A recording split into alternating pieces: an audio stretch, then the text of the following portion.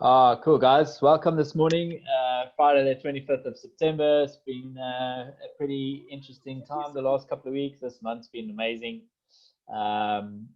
Just welcoming you to the Synergy Zoom talks with me from Beware, Warwick Selzer, and Tanya Malan from the Self-Sufficient Homesteading and Gardening Group. We just, if you don't know already what we do, we're talking about how there's a synergy between things like, the honeybees and being homesteaders and growing our own self-sufficient gardens and food produce. So we just talk about different topics about all that sort of stuff. Sometimes it's more about bees, sometimes it's less, sometimes it's just about homesteading. So we'd just like to welcome you today to the topic, which is pretty much going to be about byproducts. We've had a couple of talks about making home remedies in a previous Zoom talk with Tanya, myself. Abby was involved with that as well, which is awesome. And so if you want to know about what we talked about boosting your immune system, then go back and check our replays out. We'll put a link in the chat with that in a moment. But today is all about actually talking about specifically about byproducts. And we're probably going to have to break down some of the stuff in later episodes or something. But I think today, we can just do an overview and run through as many of the stuff and many of the things as we can, basically, and trying to keep it interactive. If you guys have got suggestions and ideas you'd like to contribute, then please feel free as we go along. We're going to be about 45 minutes, and we'll move into a frequently asked questions session. If we run over an hour, then if you can't stay, that's cool. Watch the rest in the replay, but we look forward to having an awesome session with you guys today. So welcome Jacques, Tanya, Andrew, and Sandra. Thanks for joining us today. Handing over to Tanya. Hi guys, nice seeing everybody again today. It's great being with you. I am in a car, as you can see, in a place called Stilfontein. We're on our way to the Free State, so I thought I'll join you still, even though I am not at home. So it's nice to join you. I've got 3 kids in the car, and they're pretty noisy. And let me just show them. So you can just see if you hear noises, it's my children. I've tried to tell them to keep quiet, but anyway. A lot of things that you can make from a homestead, and the first thing that comes to mind is what I made this week. And homesteading is not just about gardening. There's other parts of homesteading too. So if you're a vegetarian or a vegan, this won't interest you. However, we do process our own meats as well. So this week I made some biltong, and I made some pickled meat. And mince. So pickled meat is one of my favorite things to make. When I do get, when we do slaughter anything, and in this case it was a Bloevillabeus, I pickled some meat. You take water in a big castrol, what's that, a pot, a big pot, and then you fill up the salt basically till you see it's kind of saturated, and then you add some coriander, some mixed herbs, a little bit of sugar, and you can even add a little bit of vinegar and whatever you like, mustard, maybe smoked paprika. So it depends on what you like. You take a mixture of spices and you put it in the water and you boil the water.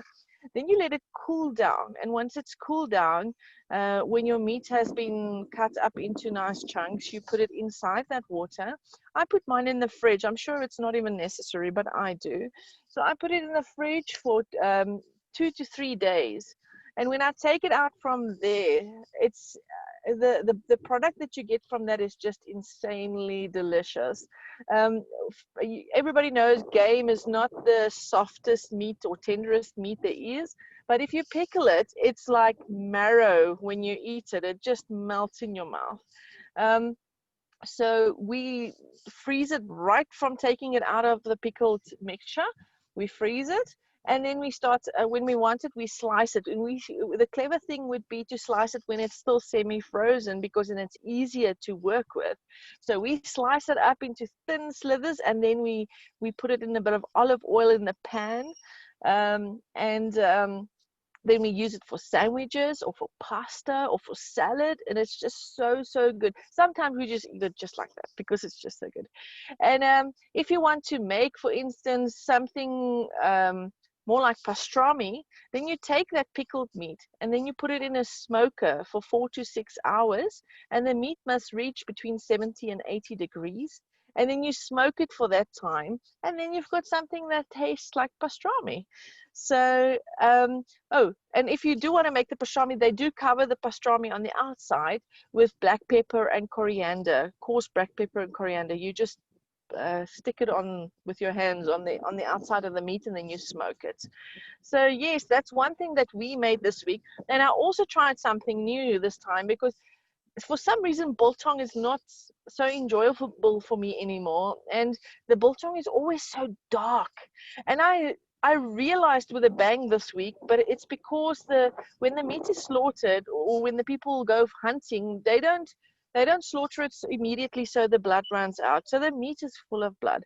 So I've pickled the meat as well for the biltong, but I didn't pickle it for 2 to 3 days. I just pickled it for overnight in the pickle solution. And then I hung it as biltong. I added some coriander and a little bit of pepper or so on the end, and I hung it for biltong. And so the result was so delicious, and it was a very light colored biltong. So my theory was correct, that the meat is always full of blood. So it was just much nicer, and it tasted better as well. So that's 2 things I made in the week. Warwick, what have you been up to? That sounds amazing. We should have had a disclaimer in the beginning of this saying that drooling may be a side effect. Because I'm already salivating right now after hearing all of that lovely conversation. Well, it is delicious. Oh man, geez. I mean, I've been trying to, I'm aiming to eat less meat. But when I was watching for Bride, in honor of Bride Day yesterday and Heritage Day, and congratulations to everybody in SA and everything for yesterday. Hopefully everybody had a good day. But in honoring Bride Day yesterday, I watched this show on Netflix called Barbecue Showdown or something. And oh my goodness, it was really probably not a really good idea, because I had dry envy and I had meat envy of note, seeing all the ribs and the ribeye and the steak and the wors and everything that was on there. So may the wors be with you still today and for the weekend. and all the other black and rice stuff. But so with bees, right? So I'm interested to learn a little bit more about the pickling, but I think we need to talk about that maybe in another session or something. Actually talk about some of the stuff we're going to refer to now during the day. And even curing is a nice thing to do. Curing's really good, and drying the stuff out. So we also do something similar in the bee industry as well. But geez, man, off the top of my head right now, what I'm going to show you guys, I hope it's going to come through on the camera, is we've got 4 of these going at the moment. There we go. So elderflower mead. This batch was made in May, and it's I don't know if you guys. Oh, there we go. That's the better. So so that was made at the end of May. We've got 4 of these going at the moment, meads that we're making, and that's simply just it's quite an easy recipe. It's probably the earliest form of alcohol ever known to man, because it's just. And I'm sure you use this as an excuse for a health benefit mead. It's like for your health or something. First and foremost, of course. Got honey in after all, and so it's pretty cool. So it's like usually about 1/3 of honey to 2/3 water, and then you use distilled water, or what do you call it, that mineral water, and then you can add in whatever goodies else you want to taste, and also, but not just for taste, but obviously for flavor, but also sweetness. You can have a dry or a sweet. The yeast is very important, depending on what you want to use. Timeline is also quite important. You have to have it in there for about 6 weeks at least before you rack it. And by racking it, I mean you take out the ingredients and that you put in there. So currently that one with elderflowers had a probably a small pot's worth of elderflowers that we picked, wild forage, which is pretty cool, from a local little walk that we do. And then that goes in with the stuff as well, and a squeeze of lemon, and then again your 10 grams of 5 to 10 grams of yeast, depending on what you want the end result to be. And we also use some local, obviously we use some local honey for that. So, but then after that first 6 weeks, it can sit, you know, another 3 months before you actually get a really cool twist and change in the flavor and the taste of it. But you can keep it like a whiskey and keep it. Some guys some people we've been following in that have kept some original stuff that's 20 years old, which is pretty cool. So I'm intending to do that. My first batch I did last year, actually in August-ish, about the same time, June actually, I think it was July-ish. I did the last batch last year, so I've still got some. I've got 2 bottles of that left. And but yeah, so honey, what else can we do with honey? So you can obviously use it as masks. What's pretty cool is you can take the honey. First and foremost, for me, I think honey as an edible product is the best way of using honey. But people do use it for other things, and you can use it for face masks. So you can make face scrubs out of it. You can use a face mask for your skin. Just putting some honey with a bunch of organic brown or unfiltered, unbleached brown sugar is quite a cool idea. Lots of people make a skin product out of that and sell it, or just make it for themselves.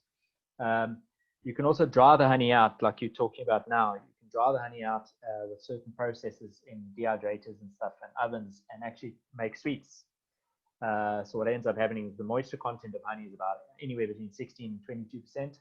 But obviously, if you get that right down to almost nothing, then it'll become a hard sweet, a hard format. So you can actually use that to give to your kids, have yourself, whatever the case is, and carry it around as a solid rather than as a liquid. It's used in bakeries, so loads of things have got it as bases, or what do you call it, coverings on your baked goods. And interestingly enough, it makes its way into a lot of pizza marinades and sauces. Loads of the sauces and marinades that we actually eat every day, or very often on our bra day, for example, would have actually had honey in it as an ingredient if one was to look. I think one of the most untapped benefits of honey is actually in wound treatment. Now, there's been tons and tons and tons of research done on this. It just doesn't make the mainstream very much because it's so readily available. Sometimes the pharmaceutical companies prefer us not to know about these kind of products or these options that are seen as alternative. But actually, in the old days, if you go back as far as the Egyptians, there's records of where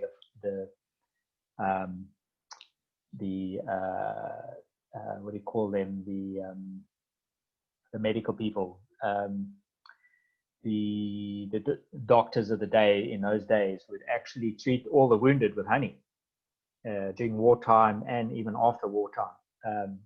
Bad cuts, stabs, anything that happened in wartime where they had a major issue or major injury, honey would have been applied. In fact, the whole comb and everything would have been packed into the wound as a treatment, over and above anything else. It's one of the reasons why burn wounds is excellent as well. And so there's a hell of a lot of obviously anecdotal history about this treatment, use of honey as a treatment in wound treatment, surgical wounds and burn treatments, as well as wounds that are seeping. Especially, it's hard to treat otherwise wounds, and ones that are normally moist and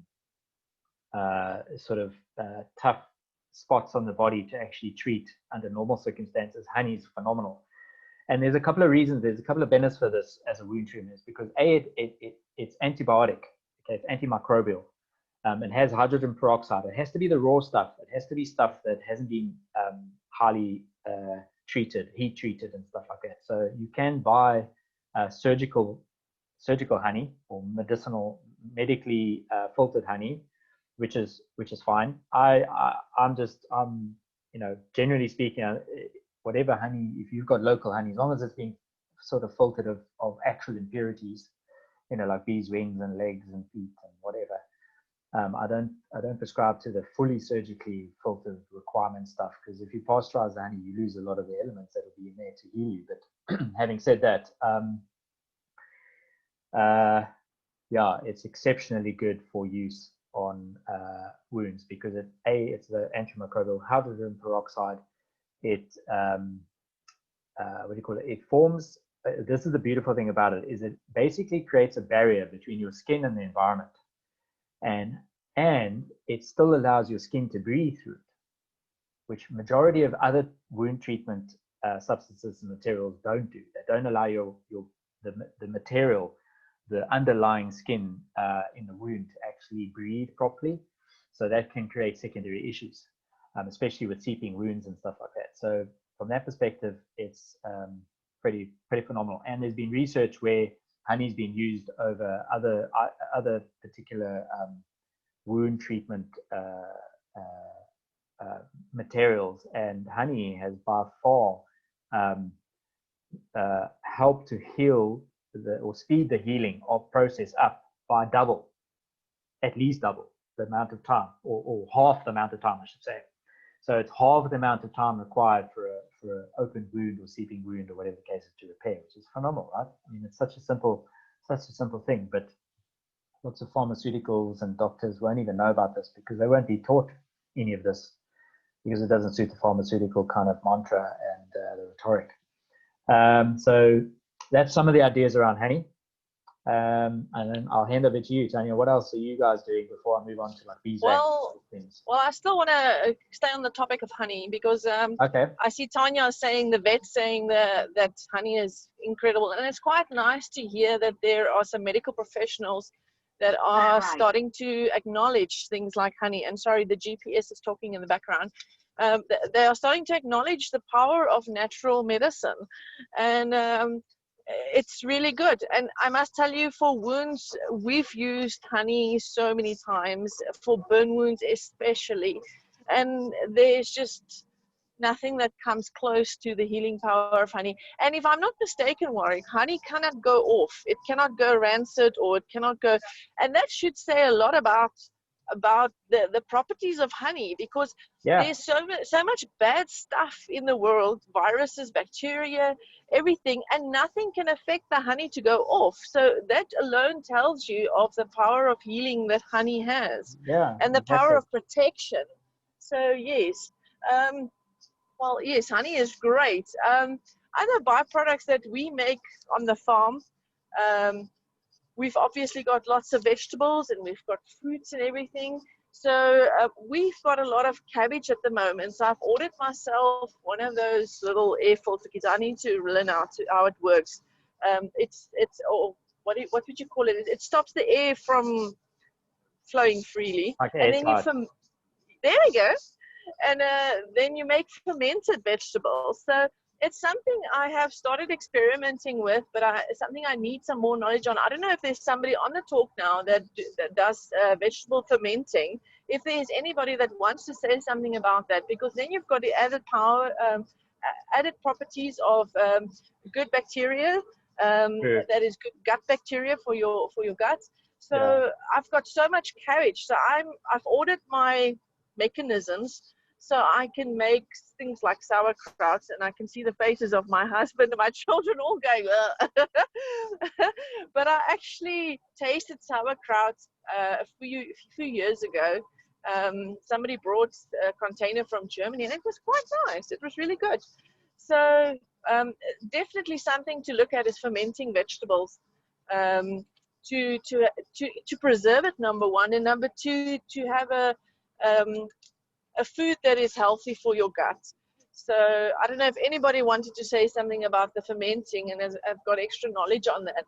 But I've got many vegetables that I can use to do. I've heard they ferment beetroot, beet kvass. Do you know beet kvass? It's a drink that the Russians make, and it's a fermented drink, and it's packed with probiotics.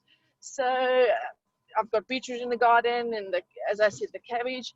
And other things that are coming out is carrots, and I don't know if you guys have ever made chutney with carrots, but that's also an option. Carrots are so easy to grow, and everybody also always have so many carrots in their garden. I've never seen anybody that don't have. So so carrots is a great thing to use as a chutney because it's so plentiful. I've just seen somebody type something. Let me just check what it was. That was me. That was me. Okay, I'm let's just see. adding to Tanya's. I was adding to Tanya's message about the veterinary use of the honey. Okay, great. Yes. I have a question for you, Warwick, though. You said you make elderberry flower meat. Why not berries? Well, the flowers come before the berries. So right now the berries are available. So yeah, we are picking the berries Okay. to make our next batch. Yeah, yeah. And we're going to make a tincture. Okay, all right. We're going to make a cordial from it as well. So that Okay, because great. it's a superpower. It's also really super good for boosting the immune system during the winter period for us. Can you imagine combining that with the honey and dehydrating it and making little lozenges for the children? And Exactly. yes, Yeah. that sounds really good. Yeah. Now, what about kombucha? Because we've made some Oh, yes. kombucha. We've also made some off the topic of bees, but yeah, still the same thing of what are we using with byproducts. But we've made some kombucha. And what are those little ball things called, man? Water kefir. That's kefir. Yeah, I call it kefir. Yeah, yeah. Kefir. So yeah, we've made that as well. That was quite interesting. And geez, man, we couldn't keep up with the growth of the little crystally ball things. It was amazing. We ended up with 2 jars. Started off with a little jar about that size, and then within about 2 months, we had 2 massive, these massive 1 kilogram mayonnaise jars. And so that was quite cool. Also really good for probiotics, etc., and prebiotics. Yes. And all that. Back with the kombucha, you can make so many varieties of kombucha if you second ferment, so that your first ferment is just your normal fermentation, and then you put them in bottles and you add fruit. You can add elderberries, or you can, I just don't know if you have to cook them first. I don't know how elderberries work completely, but anyway, so just investigate that first. But we make from produce from the farm, we put it into our kombucha, and I've actually got my blue butterfly pea growing now. I'm really excited because that's one of the things I want to use with kombucha or water kefir, which makes it blue. I know it's silly because it's just blue, but it's so stunning and it's so much fun, and the kids will actually like it too because it's a different color. Yeah, you can tell them it's blue energate or something. Yes, exactly. Yeah. So, yes. So definitely kombucha, and another thing with the probiotics is milk kefir. Yes. We've got cow, so we've got good natural. If I say natural, I think there's unnatural things in milk in these days. So we've got lovely organic milk on the farm, and that's a good product to use for your milk kefir, and it grows like crazy in raw milk, raw organic milk. So that's something to look at too. And there's many groups that swap cultures and help each other with culture. So if ever you want to try kombucha or water or milk kefir, one of these groups on Facebook, definitely it's all these probiotics is about sharing. There's maybe the odd person that sells it. The rest they all share. Yeah, that's cool. I mean, the kombucha is amazing. I think that kefir was quite cool too. And I think the pickling's pretty awesome. And you could actually you can put a lot of your excess stuff in honey as well if you wanted to. Obviously, whatever you do put in honey, like garlic. The garlic and the onions can go in. Fermented honey garlic. Yeah. And it's like medicine. It is like medicine as well. And the cool thing about that then is that you can use it as a basting as well on your meat if you wanted to. It's just going to be absolutely delicious on a braai or barbecue. So yeah, I love that idea of taking the honey and infusing it with a couple of other things like the garlic and a bit of onions perhaps. You can chop them up as well as just leave them in there whole if you wanted to. It's really up to you. But something else we've also done recently, which is we've kind of, aside from us talking about our getting our seeds for bees or seeds for pollinators stuff launched. We've my Tanya and I have launched a little human recently, and having done that, we in the lieu of that in the last few months, in fact from more or less from about the beginning of the year, one of the other byproducts with bees is beeswax. So what I've been doing is I've been creating a couple of products specifically for babies and moms, and so we've come up with this cream here, which is a really nice version of what is this, a baby, this is the bum cream, baby bum cream, nappy cream. So that's nappy rash cream that we've made with beeswax and a couple of other cool products, all natural stuff, pretty much. Smells good enough to eat, and you probably could actually eat it because it's all natural stuff. And then we've done a nipple cream. So that's something that, because anybody who's doing breastfeeding is going to know all about cracked nipples and sore nipples, painful stuff. So we came up with that, which is pretty cool as well. It's a nice big tub, and that's got natural stuff in it. So that's got shea butter, olive oil, a bit of calendula, and then obviously our beeswax. And then the last thing is stretch mark cream. We also did a stretch mark cream, and that's for the moms pre and post birth. So we make a bunch of other face creams as well, and we make a beard balm. So this is all using beeswax as the emulsifant or the binding product, as well as an effective product for what we wanted to do at the end of the day. And some of the other things as a byproduct with beeswax, obviously, are candles, which we make. I've got candle molds, and then we end up having our wax look. This is first time rendered, but you can see it's got a bit of impurities in there, unrefined stuff there that still needs to be taken out of this. But out of that little bit, that's probably the bottom of this piece of wax that I'm going to show you now. Whereas this here is much more is higher up rendered wax, or piece of the block that I chopped these pieces off of. So yeah, I've got candle molds that I make candles out of with that. We also do a wood wax. So we use wood wax plus one other ingredient, actually two other ingredients, basically to end up getting any antique wood repaired or restored, and use this wood polish or wood filler even. It's a beautiful smelling scented one. You can use it on your cutting boards and your wood boards as well, or chopping blocks, because it waterproofs I say waterproof, but it would make them water resistant, let's put it that way. Plus it also helps to keep them hygienic, super hygienic. So that's beeswax. Oh, and then you won't believe it, how many things actually get coated by beeswax, food that we actually eat. So there are things like jelly beans and a lot of tablets that we take, and supplements and things like that have beeswax in them. It doesn't have any nutritional value for us internally. Obviously for the skin it's pretty good. It's got a natural SPF of about 5, give or take. So you can make a very basic what do you call it, sun cream, about 5 SPF, 5 to 7 SPF, depending what else you put in there, beeswax. But it's awesome as an emulsifant and a food preserver. Now what you can also do, which has become quite a craze lately, is that you can take these, you can take cotton, what do you call it, pieces of material, and you melt the wax with it's either going to be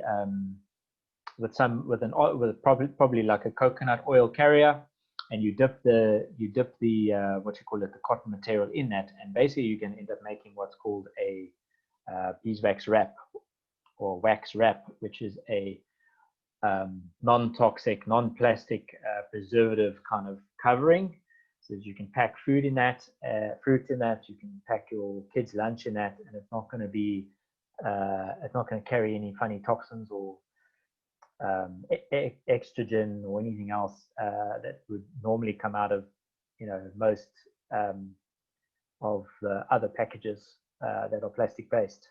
Obviously, if you're BPA free, then you don't have that issue, but there's still plastic. There's still going to be a smell of plastic and everything around that when you can just Warwick, is that say again?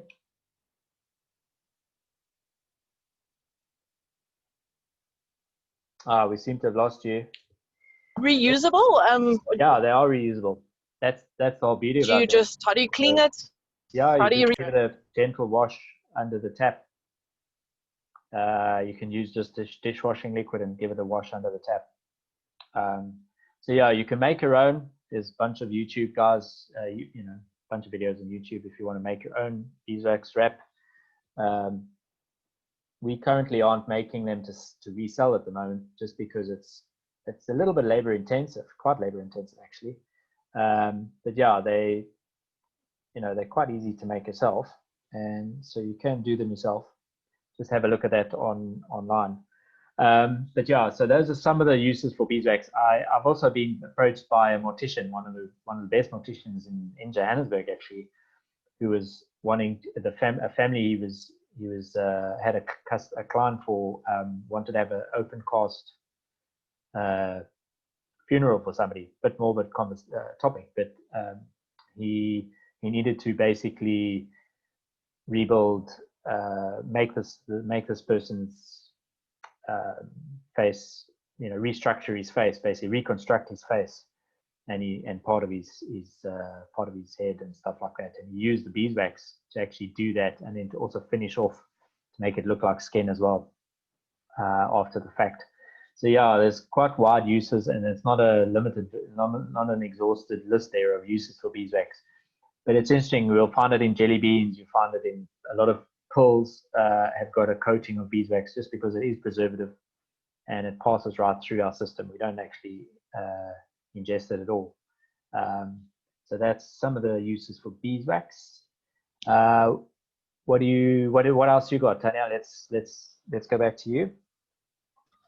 Warwick, my signal's really bad, so if you lose me, just talk about something else. I'll pick up, yeah. Yeah. Another thing that's good to make, homesteads have herbs. That's it. I haven't seen a homestead that does not have herbs. So I enjoy picking the herbs that I like, and you can just tie them up in little bunches. Mine's hanging in my kitchen, for instance, and tie them to dry. Different types: rosemary, marjoram, oregano, thyme, whichever you like, and you tie them up, let them dry, and when they're dry, I put them in a blender with some salt, and you could put salt to taste, and you've got your own herbal salt. Herbal salts are so expensive, and they don't need to be, and the ones that you buy normally are so full of wheat and all other stuff that they add to just bulk it up. And the ones that don't bulk it up, like Vogel's herbal salt, you pay like 100 and something odd rand for a tiny little container, and you can do that all yourself. And if you've got some form of dehydration, you can, for instance, take peppers as well, either an outside rack that you make or purchase, and such stuff is really easy to make. You just have a frame with your sif draad or netting, metal netting, and then you dry your vegetables and your fruit, or like sun-dried tomatoes, etc. Or if you something like a Excalibur or whatever, then you can dry your vegetables and you can add that to it. So if you dry like onions and garlic and peppers, and you do herbs, and you've got a vegetable and herbal salt, and it's just so delicious. Something I was investigating in the last 2 weeks was how to make a freeze dryer. And I just looked at it and I realized I don't have that skill. But a lot of other freeze dryer. I'll take it. Sorry, we're going huge. Yeah, we're losing you a bit. in South Africa can't really afford them. Normal people can't afford them. So something to look at. So find your method of drying, either hang it in your kitchen or your outside rack. And an outright rack has its benefits because you can dry so many more things. For instance, I've got a lot of plantain, broadleaf plantain in my garden. And broadleaf plantain has many medicinal value, and you can put it in your balms and your creams, Yes. and you can put it in your medicine. And so I've got a lot of that. At this moment, I'm, for instance, just feeding it to the animals fresh. But I want to dry that as well to make it into, like, put it into vegetable powders. That's another thing you can make if you've got your drying setup ready, is to make vegetable powders. And it's so much easier to get vegetables in your children's bodies if you have a vegetable powder. You just like sneak it into the mac and cheese or whatever the case may be, if you've got kids that are fuzzy, not fuzzy, fussy. And fuzzy. So fuzzy kids. I mean, could be. Are you guys fuzzy? Anyway, so yeah, vegetable powders is another good thing. And the thing is, you can't always use all the produce in the garden that you've planted. If you're like me, then there's so much left, so much, because we've got 4 or 5 big vegetable gardens. So we have to look at ways to maintain it and or to preserve it for future. And I personally prefer a vegetable powder to a canned vegetable. I prefer fermented to canned, even, because there's some benefits. Canned is just, I don't know if there's many benefits to canned vegetables, except that you are keeping some Preserving it. Yeah, but what is left after preserving it in such a way, I'm not sure. So I prefer the other ways. And then there's other ways that is better than normal canning, which is pressure canning. But then you have to get a pressure canner from overseas, because I don't think it's readily available in South Africa either. So yes, but definitely some herbal salts. You guys need to make it, and you need to post some pictures and results on our pages so we can see. Yeah, that'd be great. I think what I'd also add to that perhaps is think about solar. You know, you can get a solar cookers and solar dryers. That could help a lot with you're talking about freezer drying. We in the beekeeping, we use freezers and or our beehive boxes, empty or old or used beehive boxes, and turn those into rendering heat, solar renders for beeswax, to filter beeswax, for example. But I'm pretty sure you could use the same thing for your drying. If you can't use if you don't want to use the freezer, if you can't get hold of a second-hand freezer or something like that, budget's a bit of an issue. I've just used sometimes as an experiment years ago, man, this must be about 10 years ago. I actually just used I took a cardboard box and I lined it with aluminium foil, and then I literally used cling wrap, which is that see-through plastic wrap stuff, and I painted the outside of the box black as well, just so that it would get extra heat as well, just heat generally from the sun directly on itself as well, and not just through the roof of the box. And I tell you what, man, it got hot enough in there that it melted the wax.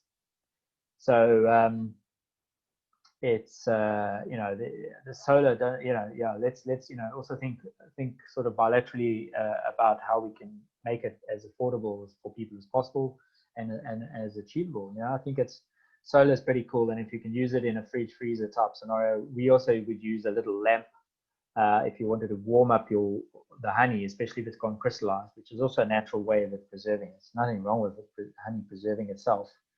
It's just that it is difficult then to manage and package once it has gone into a hardened state or semi-hardened state, like peanut butter kind of consistency, or even worse, which can happen. So sometimes what we do is we put our buckets of honey that's happened to, 20 liter buckets that's happened to, you put them in a big freezer, put a light on, a low wattage light, and leave it in there for about 2-3 hours. Usually reaches a temperature of about 45 degrees. Once it's reached that, you just leave it consistently for about 2-3 hours for the honey to liquidate, basically. And then you can repackage it or use it, whatever the case. But I'm sure you can apply the same things with the drying it's like basically making a biltong maker almost. You could do the same thing, take the same concept as a biltong maker and use that to do drying as well. Hey, yeah. Yes, I'm sure if you use you can even use an old cupboard. That's what I used to and do put with a my fan biltong. on the one side. Yeah. There we go. And I put a single rod heater at the bottom next to the fan. That's what I used to do with my biltong. In a cupboard, in a double door wooden swing cupboard, cut out a hole for the fan, put the fan in there at the bottom, put the single rod heater at the bottom, and literally, man, overnight I'd have biltong. Boom. It was awesome. But all right, so for me, quickly, I've got a couple more before we kind of finish off quickly. Is propolis. So propolis is also one of the lesser known byproducts in the hive. It's also referred to, I call it bee cement, or some people call it bee glue, and it gives away one of its uses. One of its purposes is that the bees use it tremendously to fill gaps and to make the internal environment, the climate control inside the hive or the cavity that they're living in, airtight. Other than the entrance and the exit, so that any loss of any other temperature or flow of air is manageable. So during the summer, what you might find is bees at the front of the hive, they're busy flapping their wings for no apparent reason.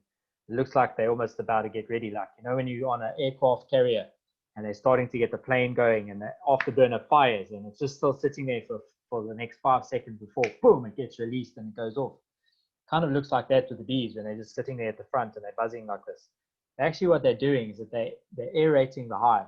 They're controlling the internal climate and airflow by just sitting at the entrance and allowing themselves to fan, basically, air, either cooler air into the hive or warmer air out of the hive. But the beeswax, propolis controls a lot of that as well on a more permanent basis, especially over the winter period. And what else is it good for? Well, basically at the front of the hive, generally speaking, you see a very dark, as time goes on, you'll see a very dark welcome mat at the front of the hive where the bees land. And that's also laced with propolis over the years, over the months and years that the bees will live in that hive. But what also is not so easy to see is that the same thing applies internally in the hive on all surfaces. Every part of that internal part of the hive will be covered with a lace element or trace element of propolis. And the reason being is if we think honey is antimicrobial, well, propolis is even better. It's even stronger. And in fact, some cases it even gets used by the bees to entomb certain insects that they cannot remove from the hive in order to keep it pristine and clean and hygienic inside the hive. So if a mouse dies in there, they entomb it with propolis.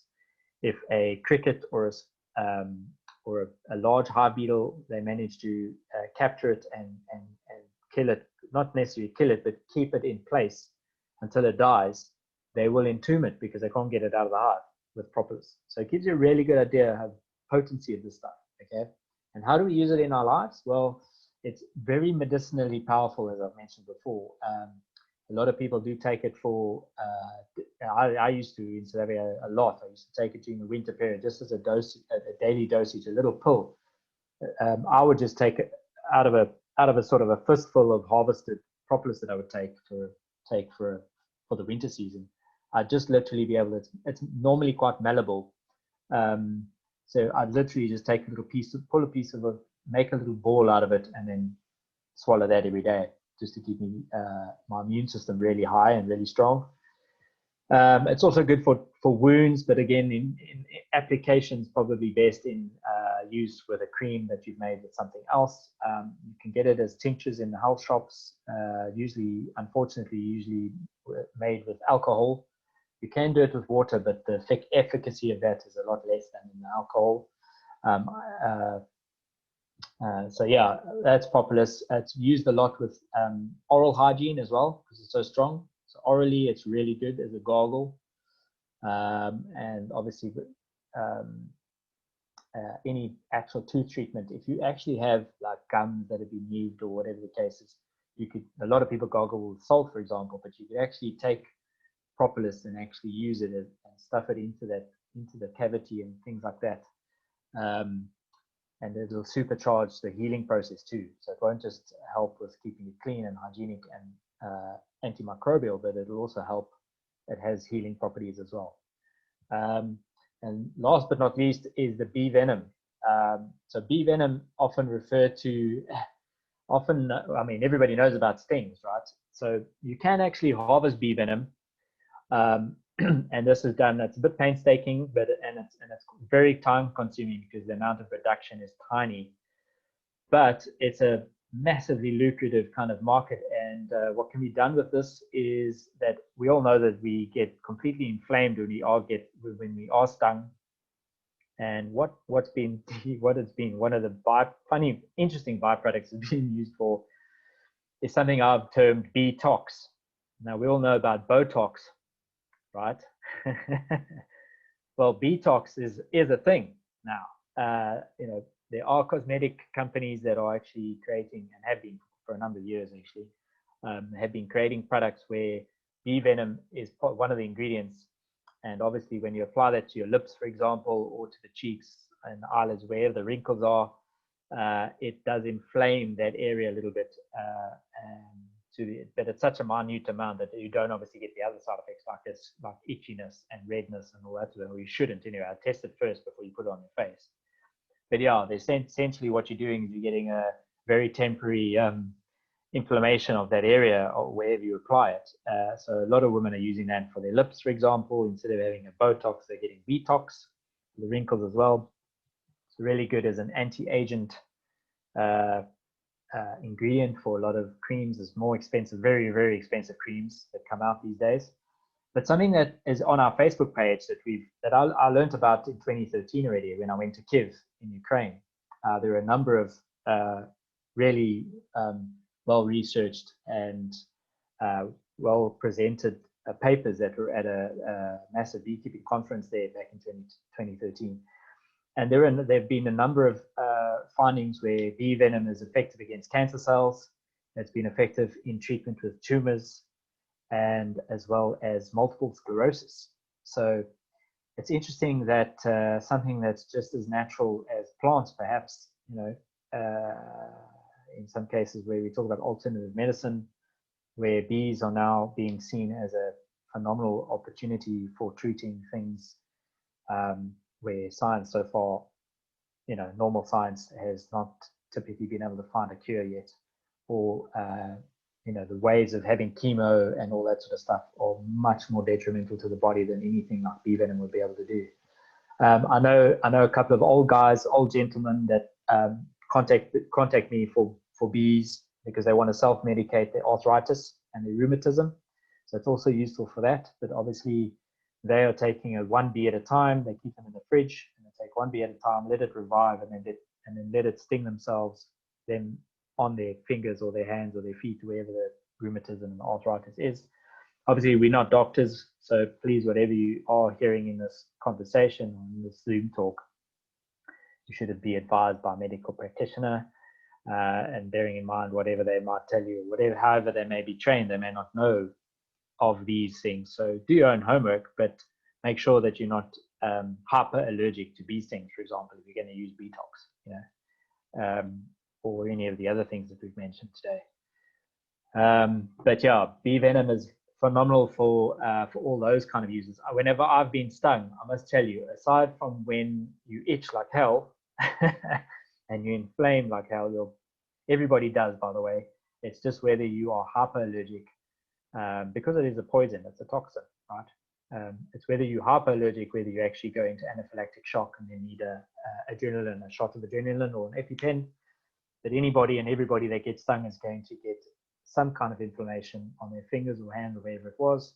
You're going to get a higher heart rate, and probably higher breathing rate, and then potentially go into anaphylactic shock, because that's just the way our system can react to this if you're not used to what's going to happen with a bee sting, especially if you have more than one bee sting. But the ideal situation, the reaction to do is to actually just try and remain calm as much as possible, and don't move, get rid of the sting as quickly as possible if you do get stung, and don't pinch it. Rather scrape it off with a piece of paper or a credit card or a business card or something like that, or a knife, a blunt knife, scrape it at the base, and don't, you know, pinch the sac, because you're going to just inject yourself so much more bee venom. Lastly but not least is royal jelly. Royal jelly is what is the queen bees fed on, and it's so potent that this stuff has been proven to increase fertility. And at the same talk, I was in the same convention I was at, which was a scientific-based and academic-based conference in 2013 in Kiev.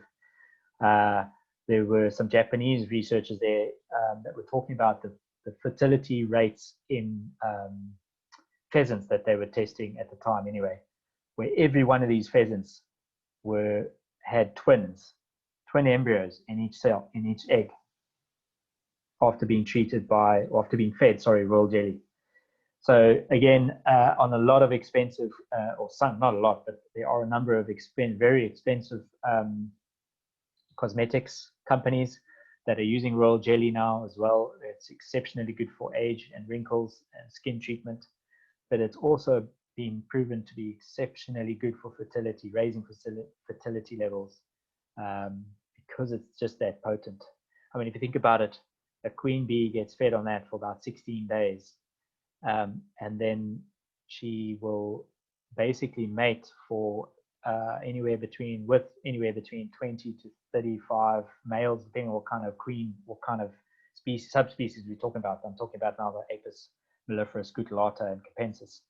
They don't mate with as many as some other European lady queens, which are a little bit more frivolous than our local ones in Africa, where they can mate up to about 45, 50 bees. But what happens once they mate? They only mate at one time. You know, it's 2 or 3 days of mating flights, and once that's done, it's done. So the queen will store the sperm for the entirety of the rest of her life. And so you can imagine, if you know, as a female insect or being, if you like, having the fertility level of being able to lay anywhere from 300 to 500 eggs in the winter off seasons, all the way up to 1,500, 2,000 eggs a day in the peak season. How kind of virile and fertile you need to be in order to do that consistently over a 3 to 5 year period, okay, as well as everything else that needs to be done by the queen. So yeah, those are some of those are a number of the bee products and byproducts that can be used. Obviously, not an exhaustive list, but those are pretty much the main ones off the top of my head, ones that we have time for today. So yeah, Tanya, if you've got a couple more quickly that you want to fire off, we can chat about. Then we can head into Q&A. Freaking ask questions if you like. Yeah, sure. I just want to mention one more thing. Because we have our own milk, we like making our own yogurt and butter. And ice cream? Ice cream. I bought an ice cream maker. I bought an ice cream maker, but those things are terrible. The one I bought wasn't good, so I actually gave it away. So yogurt and butter is what we enjoy making, and it just is on a total different level to what is available in the shop. So use what you have, make it. If anybody of you Anya wants to know how to do the two processes, you can ask me. What about we'll go over to cheese? Cheese, yes. Have you tried cheese up? I've tried feta. I've tried feta, yes. Yeah. The other cheeses are quite complicated. I've bought the combutchas, and I'm like, I need to go on a cheese course because I don't like reading that much. So now they send me all this instructions. I'm like, no, I want to see somebody make it. So I'll go on a cheese course, and I'll start making things like your mozzarella and your Gouda and your cheddar. They're a bit more complicated than feta and kefir cheese, for instance. So the easy ones I make, those ones I don't make yet. Okay. So is there any questions, guys? Anything you want to ask, or anything that you would like to tell us and give us some input on? Yeah, share with us. Just unmute your mic, and then you can talk. Go for it.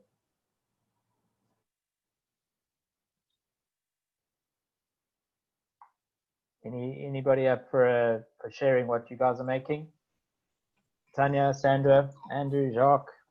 Hi, Warwick. I sent you something about that was on the 7th of September, where in Australia they found out to cure cancer, breast cancer. And I saw that, yeah.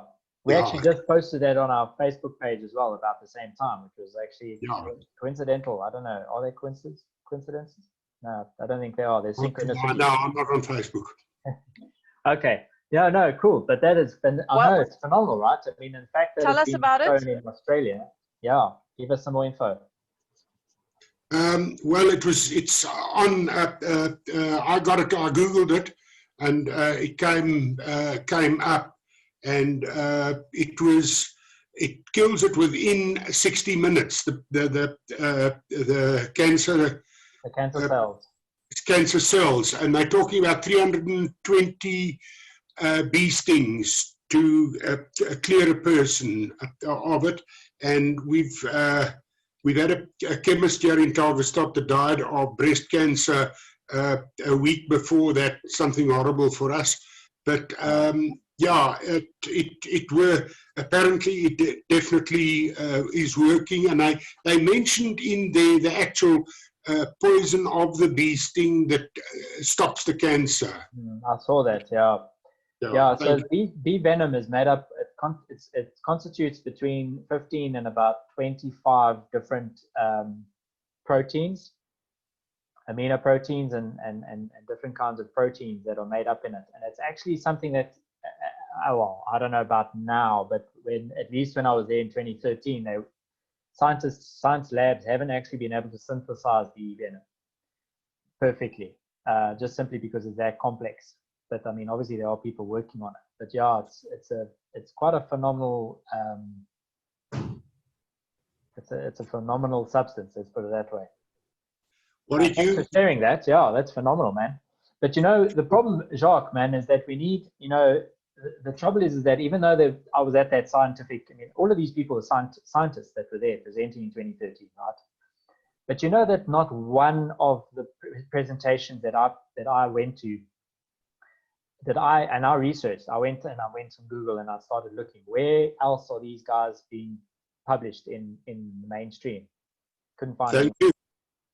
Thank you. And these guys are reputable, you know, they're all reputable. A lot of them are university-based studies that are being done by research, PhD students from around the world, you know, largely, you know, the Japanese one was actually not third world, but there were a bunch of, I'd say, third world type of research papers done, but it's neither here nor there, whether the third or first world to me.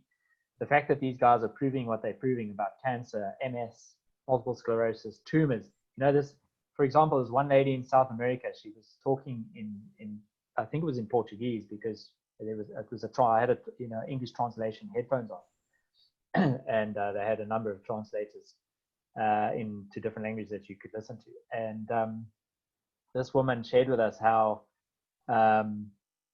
she'd actually managed to treat these people, and it wasn't just a small group of people. I would say it wasn't like it was just one person. She had about 30 people in this group of people that had these tumors in their brains. And the beautiful thing about it is that she'd actually recorded everything medically. She went and had them tested and had MRI scan and all that stuff all the way along, before they started the treatment, and then during the treatment, and then post the treatment. Every one of them receded, at the very least, had regression in the tumors. I can't remember, it was a long time ago, 7 years ago, but there were a number of them that completely were reversed, the tumor in their brain. Which absolutely just blew my mind. And I was like, where is this in mainstream media? Why isn't this being taught to all of the students, the medical students and stuff? You know, and the thing is because it's not going to make money. Thank you. Yeah. It's not in the medical journal, so it won't be recognized by the medics. Just something that you mentioned earlier about arthritis. My mother started bee farming in 1957. Us as kids had to help because she had arthritis. Okay. Right. Okay. And, she did it for the arthritis. I'm 75 today. I stay in the old age home, and we were locked up here, and I put lemongrass oil. I can't get to my beehives. I put some lemongrass oil in my room, and when the aunties come in, I catch them, let them sting me for my arthritis, and it works. Okay. Yeah, it works, man. I mean, as I say, I've had a few old toppies, old guys asking me, can they have bees? And I'm like, why? And they're like, no, it's because of my arthritis. So I know that story pretty well. It works. It's not just an old wives' tale. It works wonders, actually. For anybody with rheumatism, arthritis. Even I mean, I've not really tried it for, well, not that I have gout, but I've not heard anybody asking me about using it for gout, but possibly that might work. I don't know. But it does work. Does it? Okay, so you also have experience with that. That's awesome. So yeah, man, it's quite something, and I mean, I think it's definitely worthwhile. I might even do some articles and things myself, I think, going forward, just to spread the word, man. Because like you said, I email a lot of this stuff out anyway on my email list. So if you're on my subscription list, you would get, people do get me referring to some of these articles and things as and when, throughout the year. But I think I need to do a bit more about it again as well, just so that there's more exposure, man. More people can get to know. I mean, I've got a huge list of people, and I think the more people I can send out stuff like this to, and have like testimonials like yours, which would be phenomenal, just adds to the whole mix of things, of helping people to understand that, the pharmaceutical shop is not the only way to go. There's also nature's shop. Thank you, Warwick. Yeah, it's a pleasure, man. No problem. Anybody else? Thanks for sharing, Jacques. Yeah, I really appreciate it, man. You guys must have some quite cool stories about having bees for like, what, 60 years, eh? Or whatever, however long your mom kept the bees for. Must have been quite different back in the 40s and 50s, I imagine. I went to school in Queenstown, by the way, so not very far, stone's throws away from Tarkastad. I also went to Queens. I was also at Queens. Oh, were you? Cool. Yeah. And, I farmed in Tarka, sold the farm, but I still carried on bee farming, went down to Stutterheim, and then did beekeeping there. And I'm back in Tarka. I'm running a couple of hives just for I have bought stuff from you at Beware. Got people to pick it up for me. Okay, man. That's great. Thanks. I just want to say, folks, what you people are doing for beekeeping, thanks. We really appreciate it. I show it to the people here in the old age home. Oh, that's great, man. Oh, that's awesome. Glad they're enjoying it and you enjoying it as well. But between Tanya and myself, we definitely feel like we were able to add a lot of benefit for people that want to do homesteading and beekeeping and just be more self-sufficient, really, at the end of the day. Because we both have a big passion in that, and although we've got our own tribes in various camps, I think the camps are, they're kind of they're completely mutually beneficial, right? Yeah. Awesome. Absolutely. No, definitely. Both benefit each other, and it's we just can go forward from here. Yeah, it's cool. Awesome, cool. Andrew, Tanya, have you guys got something you want to add?